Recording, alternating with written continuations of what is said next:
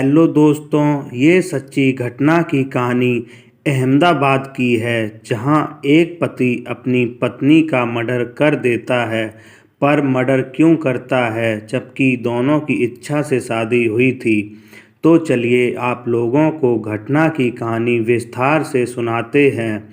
अगर हो सके तो मेरे चैनल को प्लीज़ सब्सक्राइब कर लीजिए। अहमदाबाद में एक परिवार रहता था, जिसमें 4 लोग रहते थे। रमेश और रमेश की पत्नी जानवी। रमेश के एक बेटा था तरुण, और तरुण की पत्नी थी जिसका नाम सजनी था। सजनी कोई ज़्यादा खूबसूरत नहीं थी। तरुण और सजनी की शादी को अभी 1 साल बीत चुका था। सब कुछ अच्छा चल रहा था। तरुण सरकारी जॉब करता था। तरुण एक सरकारी टीचर था। तरुण जिस स्कूल में पढ़ाता था, उसी स्कूल में एक महिला शिवानी भी पढ़ाती थी। शिवानी हद से ज़्यादा खूबसूरत थी। तरुण और शिवानी एक ही स्कूल में पढ़ाते थे, तो इस वजह से एक दूसरे से हर रोज़ मिलते थे और एक दोस्त बन चुके थे। पर इनकी दोस्ती यहीं पर ख़त्म नहीं हुई। ये दोनों एक दूसरे से फ़ोन पर बात भी करते थे। बात करते करते एक दूसरे को चाहने लगे और एक दूसरे से प्यार का इजहार भी कर दिया। पर शिवानी चाहती थी कि तरुण से शादी कर लूं, पर इनके बीच पत्थर बनकर सजनी बैठी थी। सजनी के होते शिवानी और तरुण की शादी कभी नहीं हो सकती थी।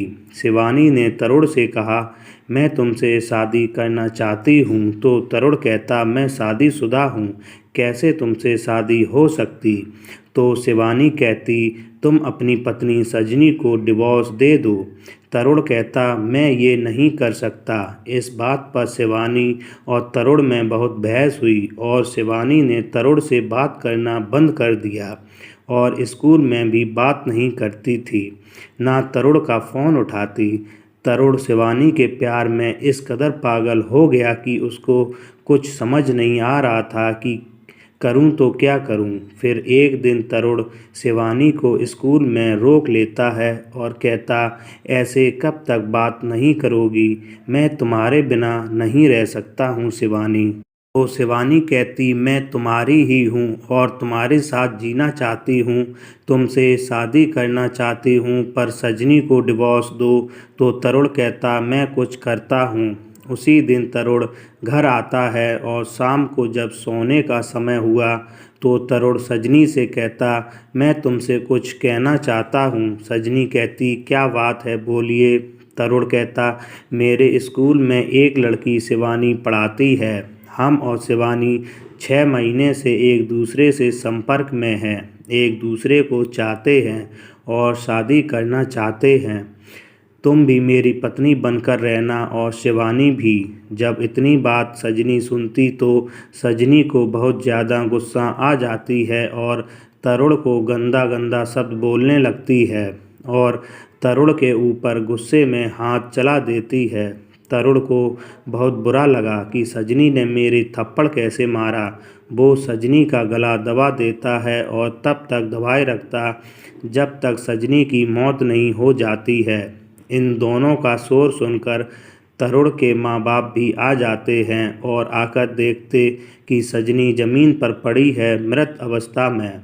तो उनके पैरों तले ज़मीन खिसक जाती है। वो तरुण से पूछते कि ये कैसे मर गई, क्या हुआ। तो तरुण सारी घटना बता देता है।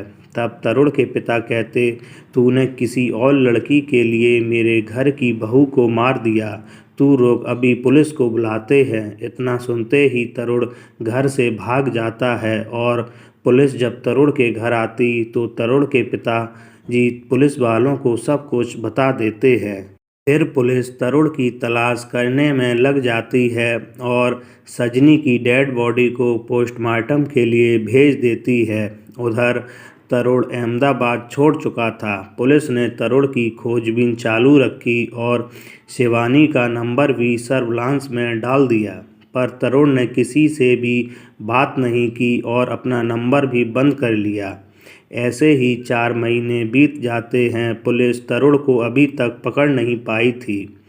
पुलिस वाले अब तरुण की तलाश करना बंद कर देते हैं। तभी एक दिन कुछ आदमी सुबह सड़क पर टहलने के लिए निकलते हैं।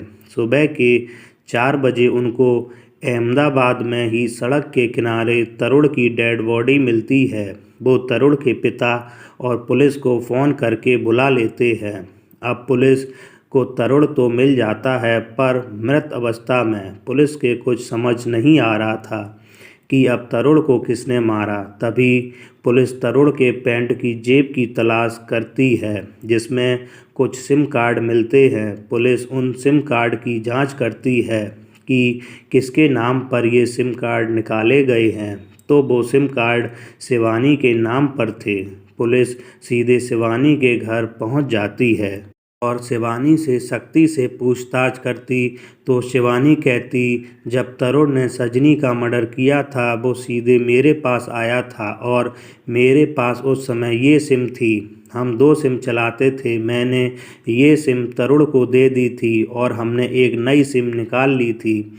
हमारी और तरुण की बात हर रोज़ हुआ करती थी, पर मुझे लगा कि तरुण जब अपनी पत्नी को मार सकता है तो मुझे भी मार सकता है। इसलिए हमने कुछ दिन से तरुण से दूरियां बना ली थीं और हम एक दूसरे लड़के से प्यार करने लगे थे और तरुण को इग्नोर करने लगे थे। पर कल की रात को तरुण मेरे घर पर आया। ये मुझे पता नहीं था कि तरुण मेरे घर आएगा और हम उस समय अपने बॉयफ्रेंड से फ़ोन पर बात कर रहे थे। जब तरुण ने बेल बजाई तो हम गेट खोलने चले गए और फ़ोन को काटना भूल गए। जब तरुण घर में आया तो उसने फ़ोन को देखा जो कि कॉल चल रही थी। कॉल पर मेरे बॉयफ्रेंड ने कुछ ऐसे शब्द कहे जिससे तरुण समझ गया कि मैं किसी और से बात करती हूँ। इस वजह से तरुण और हम में बहुत लड़ाई हुई और तरुण ने मुझे मारा भी, जिस वजह से मुझे गुस्से में कुछ दिखाई नहीं दिया और हमने तरुण के सर पर डंडे से ताबड़तोड़ वार किए, जिससे तरुण मर गया।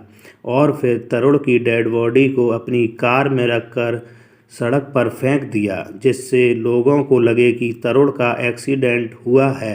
फिर पुलिस शिवानी को अरेस्ट कर लेती है और शिवानी को तरुण के मर्डर केस में 7 साल की सज़ा सुनाई जाती है।